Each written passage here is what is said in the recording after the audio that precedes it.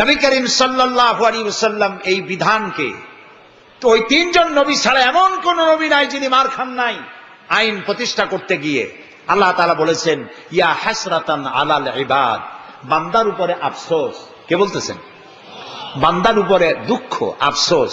এমন একজন নবী রসুল পাঠাই নাই যার সাথে তৎকালীন জাতি মিথ্যা বলে নাই, ঠাট্টা করে নাই, বিদ্রুপ করে নাই, মারধর করে নাই, এমন একজন নবী পাঠাইলাম না। আহারে, নবীদের অপরাধটা কি? নবীদের অপরাধ কি? নবীদের চাইতে ভালো মানুষ পৃথিবীতে আছে? বলেন আছে? নাই। সমস্ত নবীদেরকে আল্লাহ তাআলা ছাগলের রাখালগিরি করাইছেন জীবনের কোন না কোন এক সময়। কারণ কি? কারণ মানুষের মধ্যে একটা ছাগলামি চরিত্র আছে। বলবো না? রাগ করবেন? সেটা হলো এই ছাগল। এই ছাগল ওর কল্যাণের জন্য আপনি বৃষ্টি থেকে বাঁচাইয়া আশ্রয় আনবেন, রোদের থেকে বাঁচাইয়া আশ্রয় আনবেন, সেজন্য আপনি ওরে তাড়াচ্ছেন। ও সমানে দৌড়াইতেছে, উল্টা পাল্টা দৌড়ায়। ছাগলের সাথে দৌড়াই পারা কিন্তু মুশকিল। বহুত কষ্ট করে ছাগলটারে ধরলেন, রোদের থেকে বাঁচাবেন, পানি খাওয়াবেন, অথবা বৃষ্টি থেকে বাঁচাবেন। ওর কান ধরে টানতেছেন, ও দুইটা ঠ্যাং সামনে দিয়ে এমন খামি মারছে, ওর বাপের কিরা কল্লা ছেড়বে তো সামনে আগাবে না। আল্লাহ তাআলা নবীদেরকে ছাগলের রাখালগিরি করাইয়া এই ট্রেনিং দিছে, নবীরা এরপরে এমন একটা জাতির রাখালগিরি তোমাদের দেব, ওই ছাগলের চাইতেও তাদের খামি বড় কঠিন। ধৈর্য ধরতে হবে। অনেক নবী ধৈর্য হারায় ফেলেছেন, একজন ধৈর্য হারান নাই, যার নাম বিশ্ব নবী মুহাম্মদ রাসূলুল্লাহ সাল্লাল্লাহু আলাইহি ওয়াসাল্লাম। তাইফের ময়দানে ক্ষতবিক্ষত শরীর, রক্ত ঝরছে আল্লাহর নবীর গা থেকে। আহারে, আমি সেই জায়গাও দেখেছি, তাইফের সেই জায়গাটাও দেখেছি যেখানে রাসূলুল্লাহ বেহুশ হয়ে পড়েছিলেন, সব থেকে বেশি রক্ত পড়েছে। রাসূলুল্লাহ যখন হুশ আসতেন, বেহুশ হয়ে গেছিলেন, ফেরেশতারা দাঁড়ায় কাঁদতেছে আর বলছে, ইয়া রাসূলুল্লাহ, আপনার এই করুণ অবস্থা দেখে আকাশের ফেরেশতারা কাঁদতেছে, আমি সহ্য করতে পারছি না। জিবরাইল বলছেন, আমি হুকুম চাই, আপনি আমাকে হুকুম দেন, দুটা পাহাড় মিলায় দিয়া সব কাফের পিছে শেষ করে দিন। আল্লাহর নবী বলেন, জিবরাইল, আমি যদি হুকুম করি, আমার হুকুমে যদি দুই পাহাড় দিয়া মানবগুলিকে সব যদি পিছে মেরে ফেলে দাও, একটা কাফেরও যদি না বাঁচে, তাহলে কার কানে আমি পৌঁছাবো লা ইলাহা ইল্লাল্লাহু মুহাম্মাদুর রাসূলুল্লাহ। নবী করিম সাল্লাল্লাহু আলাইহি ওয়াসাল্লাম বসে আছেন, গা দিয়ে রক্ত ঝরছে। এই অবস্থা দেখে তায়েফের এক লোক দৌড়াইয়া তার বাগানে চলে গেল, আঙ্গুর বাগান, বুখারীর হাদিস। আঙ্গুর বাগান থেকে এক গ্লাস আঙ্গুরের রস নিয়ে এসে রাসূলের হাতে দিলেন। 3 দিনের না খাওয়া রাসূল, 3 দিন ক্ষুধার্ত, তৃষ্ণার্ত, ক্ষতবিক্ষত, জর্জরিত, নিষ্পেষিত, নির্যাতিত। এক গ্লাস শরবত হাতে পেয়ে বিসমিল্লাহ বলে শরবতটা পান করলেন। জিজ্ঞেস করলেন, তোমার নাম না আত্তাস? তিনি বললেন, হ্যাঁ, আমার নাম আত্তাস। তোমার বাড়ি হযরত ইউনূস আলাইহিস সালামের গ্রামে? তিনি বললেন, হ্যাঁ।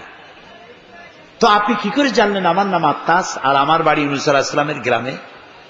নবী করিম সাল্লাল্লাহু আলাইহি ওয়াসাল্লাম বললেন, আত্তাস, ইউনূস আলাইহিস সালাম নবী আর আমিও নবী, এক নবীর খবর আরেক নবীর কাছে থাকে।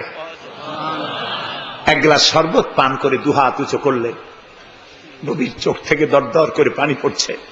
তিনি বলছেন, রব্বুল আলামিন, এই তায়েফবাসী ওরা বোঝে নাই যে আমি তোমার নবী, ওরা বুঝতে পারে নাই যে আমি তোমার রাসূল, ওরা না বুঝে আমাকে ক্ষতবিক্ষত করেছে। আল্লাহ, তুমি এজন্য তায়েফবাসীদের উপরে গজব দিও না, তুমি শান্তি দাও, হেদায়েত দাও।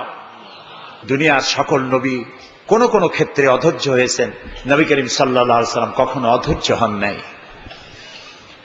প্রিয় ভাই সব, সুলাইমান আলাইহিস সালাম রাষ্ট্র পেয়েছেন, পিঁপড়ার ভাষা বোঝেন। কার ভাষা? পিঁপড়ার রাজা আছে না, চেনেন পিঁপড়ার রাজা? মাঝে মধ্যে পরিচয় করেন পিঁপড়ার রাজা কারা। মাথাটা মোটা, পিঁপড়ার রাজা আমরাও বলি। পিঁপড়ার রাজাকে হাতে নিয়েছেন, ডান হাতে। সূরা আন-নামল আল্লাহ তাআলা বলছেন, পিঁপড়া কথা বলতেছে, পিঁপড়া বলছে তার দলবলকে, সুলাইমান আলাইহিস সালাম আসতেছে তার সৈন্য সামন্ত নিয়ে, পায়ের তলায় পিষ্ট হয়ে মরে যাবি, সব করতে লুকা। তিনি পিঁপড়া হাতে নিয়ে কথা বলতেছিলেন পিঁপড়ার সাথে। সুলাইমান আলাইহিস সালাম কথা বলছেন পিঁপড়ার সাথে। এখন পিঁপড়ার ভাষা আমি বুঝি, এটা একটা অহংবোধ সৃষ্টি হতে পারে। পিঁপড়ারও ভাষা আমি বুঝি।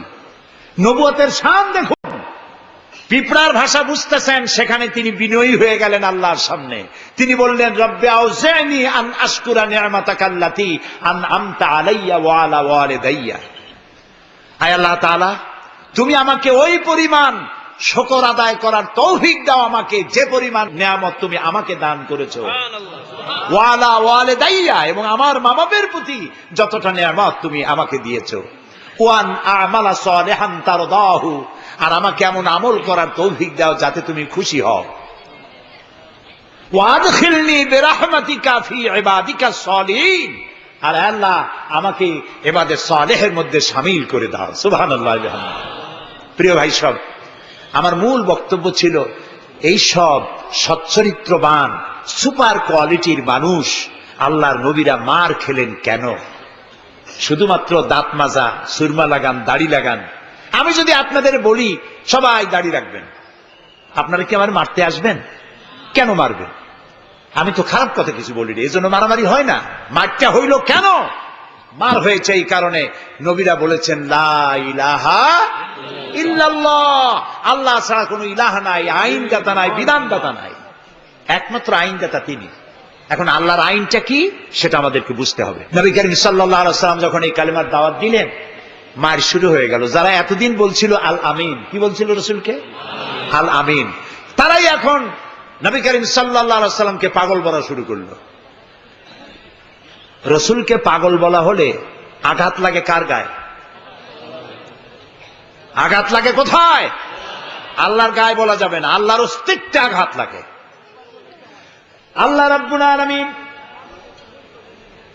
এই কাফেরদের অপবাদের জবাবে আল্লাহ তাআলা প্রতিবাদ করলেন। তিনি বললেন, ওয়ামা সাহিবুকুম বিমাজনুন, তোমাদের সাথী পাগল নয়। তোমাদের সাথী বললেন আল্লাহ তাআলা। কেন? তোমরা তো এই লোককে হতে দেখেছো, তার শৈশব, কৈশোর, যৌবন, আর এই বয়স পর্যন্ত তোমরা তাকে চোখের সামনে দেখেছো। পাগলামির কি দেখলে তোমরা তার ভেতরে? কেন পাগল বলো? তিনি পাগল নন, তিনি শায়ের নন, তিনি জাদুকর নন, তিনি গণক নন, তিনি আমার নবী। মুসলমানেরা মার খাচ্ছে, পালিয়ে বেড়াচ্ছে।